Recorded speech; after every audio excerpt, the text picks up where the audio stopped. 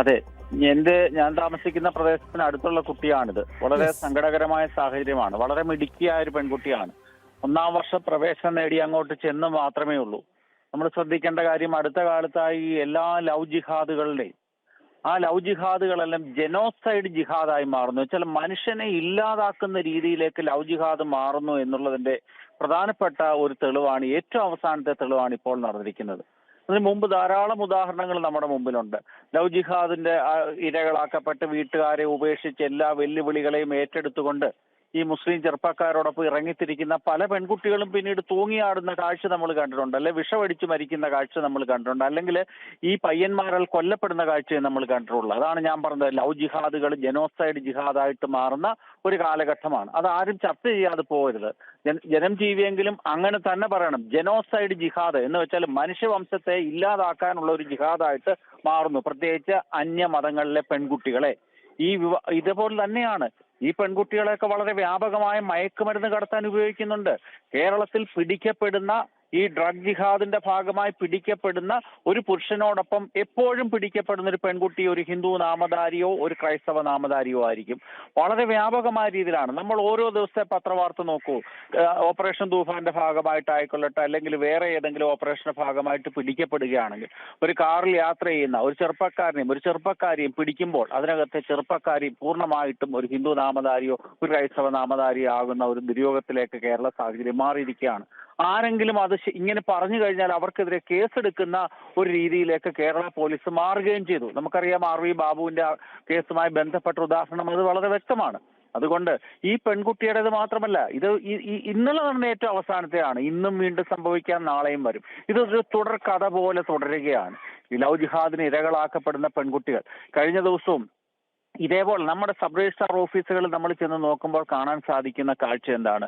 അവിടുത്തെ special marriage act പ്രകാരം വിവാഹത്തിന് വേണ്ടിയുള്ള നോട്ടീസുകളിലെ 99% ആൺകുട്ടികളും മുസ്ലിം ആൺകുട്ടികളും പെൺകുട്ടികളെല്ലാം ഹിന്ദു ക്രൈസ്തവ പെൺകുട്ടികളുമാണ്.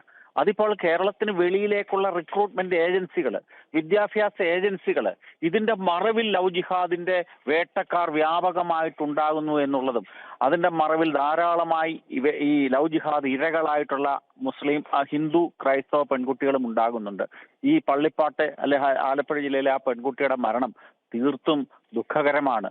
മിടുക്കിയായ ഒരു പെൺകുട്ടിയെ ഇല്ലാതാക്കി അങ്ങോട്ട് ചെന്ന് ദിവസങ്ങൾക്കകം തന്നെയാണ് നടന്നത്. അല്ലാതെ 3-4 വർഷത്തെ പഠനം പൂർത്തിയാക്കി 3-4 വർഷത്തെ അടുപ്പം കൊണ്ടുണ്ടായ പ്രേമമൊന്നുമല്ല. ചെന്നപ്പോൾ തന്നെ ഭീഷണിപ്പെടുത്തി ഈ കുട്ടിയെ ലവ് ജിഹാദിന് ഇരയാക്കാൻ ശ്രമിച്ചു.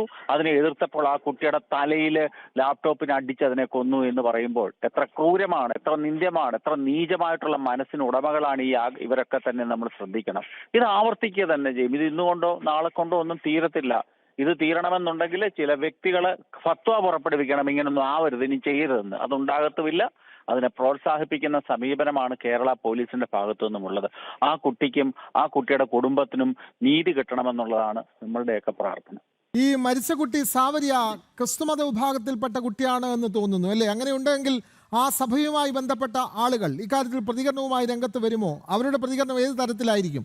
ഇതൊരു ഒരു കുടുംബത്തിനുണ്ടാകുന്ന നഷ്ടമല്ലല്ലോ, ഒരു സമൂഹത്തെ ഒന്നാകെ ഇല്ലാതാക്കുന്ന ഒരു പ്രവർത്തനമാണല്ലോ ഈ നടന്നിരിക്കുന്നത്. അപ്പോൾ സ്വാഭാവികമായും ആ സമൂഹം പ്രതികരിച്ച് രംഗത്ത് വരേണ്ടതല്ലേ അഡ്വക്കേറ്റ് അനിൽ വിളയിൽ?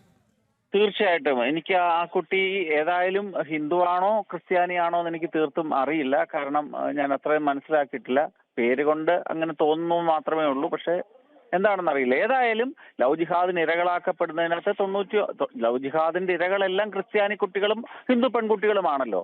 പക്ഷേ സഭകൾ പ്രതികരിക്കത്തില്ല.